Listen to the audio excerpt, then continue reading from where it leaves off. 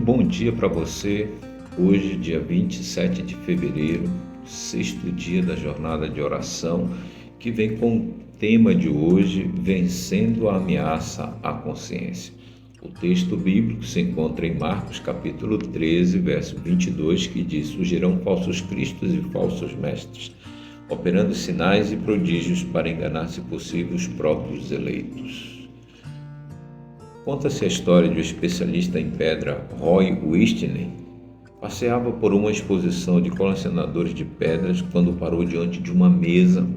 Sobre ela havia uma tigela empoeirada com algumas pedras, que dizia o seguinte: à venda, $15 por cada pedra.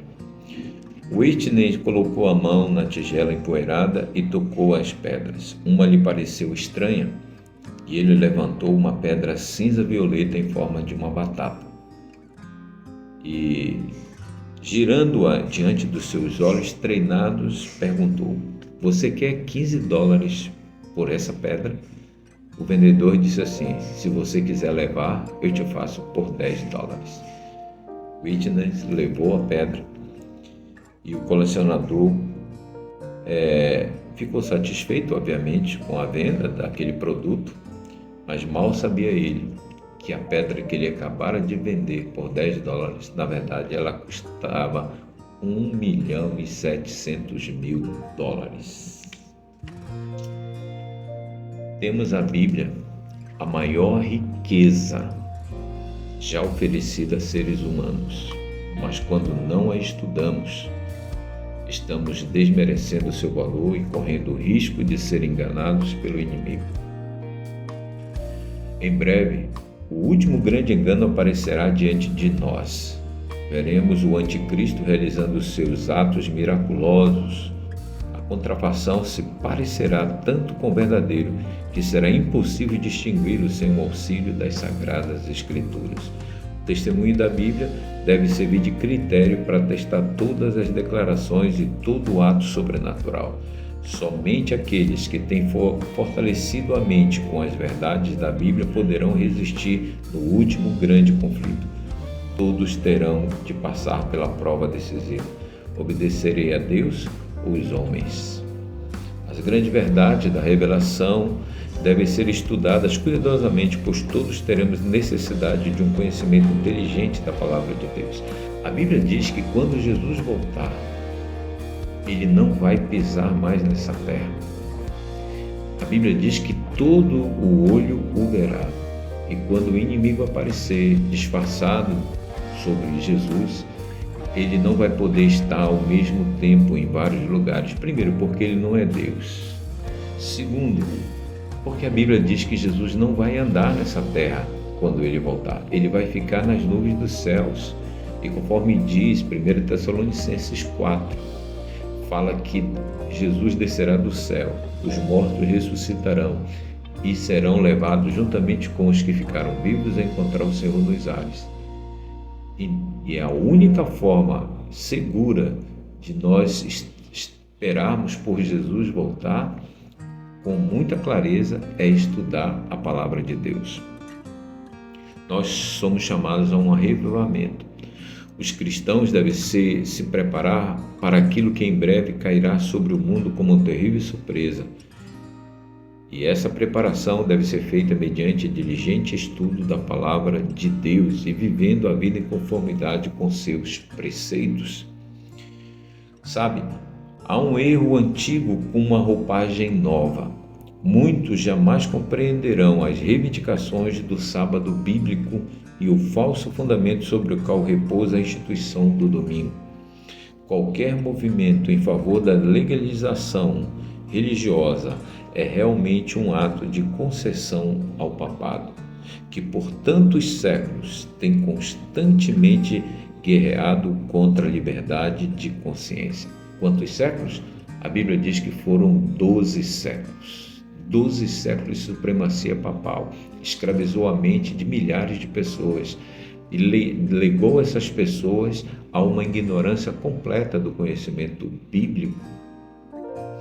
A observância do domingo deve ser sua exigência como uma suposta instituição cristã, ao mistério da iniquidade. E a sua imposição será, na prática, o reconhecimento dos princípios que são a pedra angular do catolicismo. Quando a nossa nação renunciar aos princípios de seu governo de tal forma que vote uma lei dominical, nesse próprio ato, o protestantismo dará a mão ao papado, e isso não será uma outra coisa senão dar vida à tirania que há muito tempo aguarda ansiosa a sua oportunidade de saltar de novo para o despotismo ativo. O Senhor tem uma mensagem especial que seus embaixadores precisam apresentar.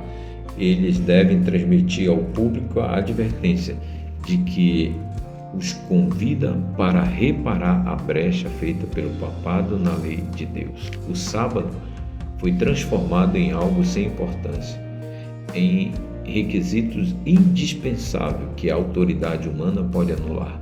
O santo dia do Senhor foi convertido em dia último comum e os seres humanos derrubaram a memorável divino, colocando em seu lugar um falso dia de repouso.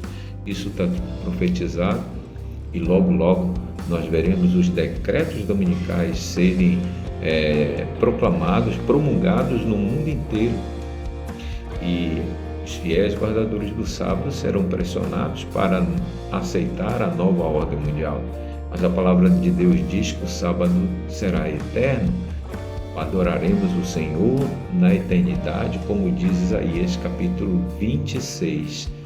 Ele diz que de um sábado a outro virá toda a carne adorar perante mim, diz o Senhor. Quero só corrigir o capítulo. Isaías 66, 23, ele fala: de uma lua nova a outra, de um sábado a outro, virá toda a carne adorar perante mim, diz o Senhor. O que nós devemos fazer? Permanecermos fiéis à palavra de Deus, porque ela é a única fonte segura de informação e revelação. Se assim fizermos, nós estaremos garantidos até que Jesus volte. Uma parte do mundo cristão se opõe à obediência dos mandamentos de Deus. Isso é uma verdade, mas parece esquecer que a obediência é um ato de submissão a Deus e que a submissão restaura a ordem natural em que fomos criados. A submissão permite que Deus retome o seu lugar no trono da nossa vida e nos coloca em uma relação correta para com Deus.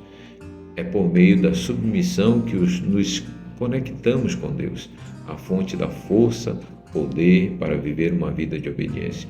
Reafirme hoje a sua decisão de submeter em obediência à vontade de Deus revelada em sua palavra. Hoje nós devemos orar por maior aprofundamento ao estudar a Bíblia e por uma disposição inabalável de fazer a vontade de Deus. Devemos orar também pelas pessoas que estão estudando a Bíblia e por aqueles que estão interessados nas programações da TV Novo Tempo e por 5 amigos e familiares que ainda não aceitaram Jesus.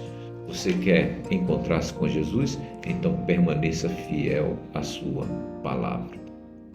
Ore comigo nesta hora. Querido bondoso Deus, nosso Pai, louvamos o Teu nome, porque a Tua palavra ela é eterna.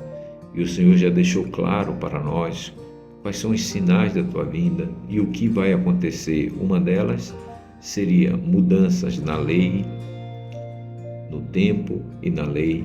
Mudanças, Senhor, na ordem natural das coisas, catástrofes, terremotos, guerras e o aparecimento do falso Cristo.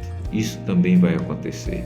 E para que nós não sejamos pegos de surpresa, precisamos estudar mais a Tua palavra. Que o Senhor nos abençoe e que possamos fazer dela o nosso guia seguro até que o Senhor venha nos buscar. Que Deus abençoe a cada um que está aqui nos acompanhando nesses 10 dias de oração. Que se sinta abraçados e protegidos pelo Senhor. Em nome de Jesus nós te oramos. Amém. Querido amigo, que Deus te abençoe. E até amanhã, se Deus quiser.